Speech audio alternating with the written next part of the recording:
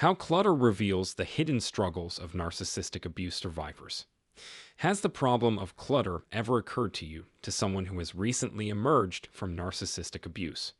Rather of stopping at surface level disorder, it probes deep into the underlying causes of the problem. This presentation is made specifically for you if you're trying to solve this mystery. How about we break it down? Clutter, first and foremost, is a silent plea. When did you last enter a room and feel overwhelmed by the amount of activity going on there? Rather than seeing it as a collection of random things, try to see the disorder as a metaphor for your own inner conflict. Clutter is a subtle cry for help for people who have survived narcissistic abuse. Their minds are trying to express the deep struggles and mental turmoil they've been through. A sobering memory of the silent struggle with a previous narcissistic character, the disarray becomes a visual representation of the battles fought behind closed doors. More than just disarray, it represents inward conflict and cries out for compassion and unity. Let us now set out on an illustrated path to shed more light on this idea. Envision yourself taking an emotional roller coaster journey as you navigate a situation involving manipulation and mind tricks. Your mind is like a battlefield in the aftermath, full of debris from the battle. Picture yourself constantly negotiating the ever-changing emotional landscape, fighting against the whims of a narcissistic influence. The disorder you see is a physical representation of this inner chaos. Think about the clothing on the chair or the papers on the desk. They represent more than just a mess. They represent the hard work and perseverance of the past.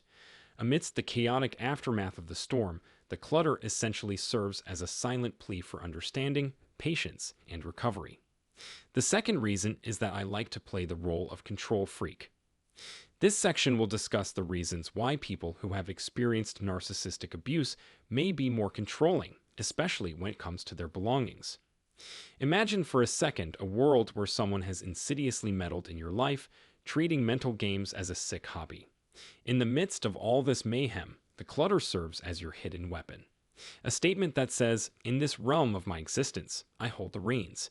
It represents more than just disarray. It represents taking control of a universe that was once chaotic. Picture yourself as a marionette whose every move appeared predetermined by some unseen hand. You rebel against the order by letting your stuff lie in a disorganized heap on your desk. You say, "While I may not have had control then, I certainly do now." No matter how little it may seem, like deciding where to put your coffee mug, it represents a victory in the fight for independence that seemed impossible before. So here we see clutter as a means of asserting dominance and saying, "This space is mine, and I dictate the rules." Moving on to the second argument, which is really interesting. Clutter as a device for diversion. To avoid such painful pitfalls, picture yourself clinging to various things like emotional bandages that provide temporary relief. It goes beyond plain chaos. It's a strategic diversion from the terrifying self-reflection and the long road to recovery that awaits. Picture a mountain of stuff you've amassed over the years, such old letters, souvenirs, and other objects. It becomes a shield from the emotional landmines, a short rescue from the deep wounds caused by narcissistic abuse. This is not just disorderly. It's a deliberate tactic to avoid the emotional minefield that the narcissistic storm left behind. Pay attention. Clutter here is a safety net, a distraction signaling, don't probe too deeply into the genuine pain. Focus on these objects instead. Hello there, audience. The fact that 90% of you still haven't subscribed is shocking. Please show your support by subscribing to our channel and giving this video a thumbs up if you're finding it helpful and enlightening. Why don't we explore reason number 4 now? Reason number 4, crisis-related decline in executive function. Okay, so tell me what this involves. I will provide an analogy to explain. Imagine your mind as a busy workplace where you are continually directing the flow of information, formulating strategies, and making judgments. But being a victim of narcissistic abuse is like being in that office during a storm. Everything falls into disarray as the filing cabinets topple, documents scatter, and the system that was once well organized collapses. The outward sign of this inner turmoil is then clutter. The brain's regular operations are struggling after surviving the narcissistic storm, so it's not just about a chaotic space. Let's dive into a real-life example. Picture yourself dealing with the fallout of gaslighting and manipulation. A hurricane of stress and trauma has descended upon your mind, which was formerly calm and organized like a well-run office. Suddenly, even the most mundane of jobs feels like a perilous mountain climb. Getting everything in order and making tough decisions becomes as intimidating as climbing a steep mountain. The disorganized mess on the chair is a powerful representation of the impaired executive function caused by the trauma of narcissistic abuse, not just a sign of indolence. In this view, disarray is a tangible representation of mental turmoil as it tries to recover from adversity. Now we'll explore the sixth reason: seeking comfort in material possessions.